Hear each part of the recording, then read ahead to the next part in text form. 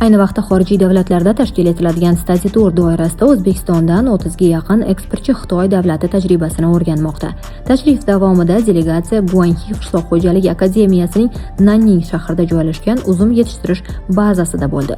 Mazkur ilmiy tadqiqot markazi uzum navlarini sinovdan o'tkazish, ularni hududlarning iqlim sharoitiga moslashtirish, samarali o'g'itlash tizimini tanlash, danakli uzum navlaridan danaksiz navlarga o'tish texnologiyalari, shuningdek in vitro usulida ko'chat ko'paytirish va tijoratlashtirish yo'nalishlarida faoliyat yuritadi. Tashrif davomida ishtirokchilar zamonaviy issiqxona texnologiyalari, tomchilatib sug'orish tizimlari hamda hosildorlikni oshirishga qaratilgan innovatsion agrotexnik yondashuvlar bilan yaqindan tanishdilar. Mana bitta kaltakda bir dona qoldirishadi. Bular уже mana chekanka qilgan. Bu ham voshi chekanka qilinadi. Keyin o'sish davrida voshini o'zini ham olib tashlaydi, bunaqa xunuk chiqib qolgan. Shakl nisbatan bir xil shaklli, chiroyli voshlar yetilish davrida.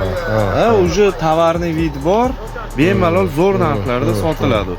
Ilmiy tadqiqot bazasi rahbari professor Bay Yang tomonidan toklarni to'g'ri kesish, shakllantirish hamda ularni optimal parvarishlash bo'yicha batafsil ma'lumotlar berildi. Professor o'z nutqida O'zbekiston uzumchilik salohiyatini yuqori baholab, ikki tomonlama ilmiy hamkorlikni rivojlantirishga tayyorligini bildirdi.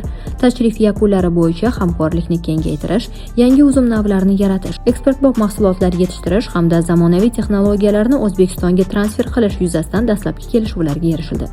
Mazkur tajriba almashinuvi O'zbekistonda uzumchilik tarmog'ini yanada rivojlantirish, hosildorlikni oshirish va mahsulot sifatini yaxshilashga xizmat qiladi.